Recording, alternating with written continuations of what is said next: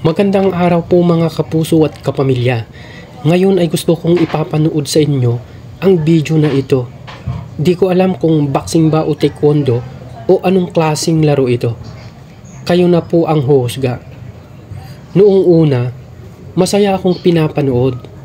Pero habang tumatagal ay parang boring na para sa akin. Dahil kung napapansin nyo, wala silang glove. Parang nakabalot lang yung kaliwang kamay na siya naman ang ginamit na panuntok sa katunggali.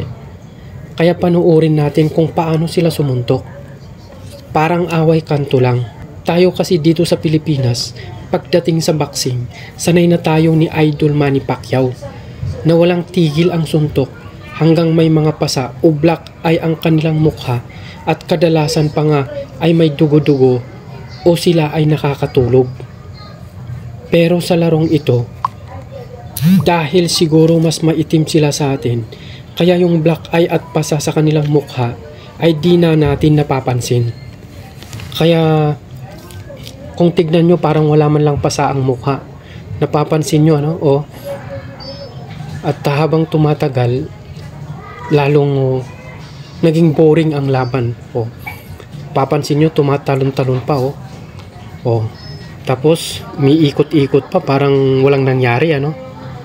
O yun, mag-uumpisa na naman yung di ko alam kung anong round to ano.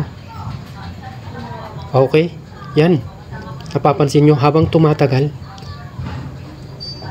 nawawalan na kayo ng gana dahil yun, para silang nagshishikhan lang tapos nakatingin sa isa't isa. O wala nang suntukan.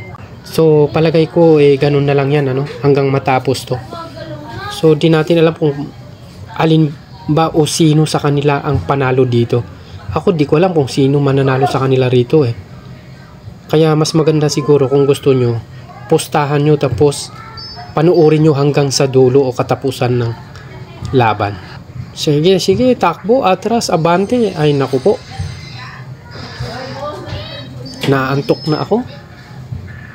Ay naku po, inaantok na po ako. Hanggang dito na lang po ang inyong lingkod Dan Idol dito lang po sa 24/7 mga kapuso at kapamilya. Maraming salamat po.